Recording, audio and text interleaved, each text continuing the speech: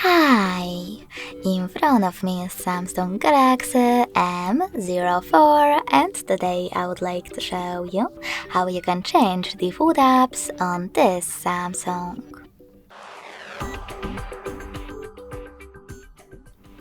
First of all, you need to install your new defaults.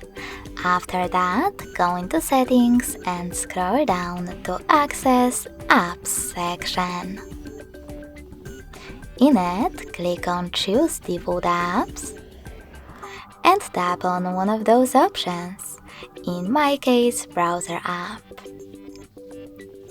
Lastly, click on an app that you wish to apply. And when you're ready, tap on the back button. So when I do that, as you can see, my default app has changed. Thanks so much for watching. If you enjoyed this video, smash that like button, comment, and subscribe.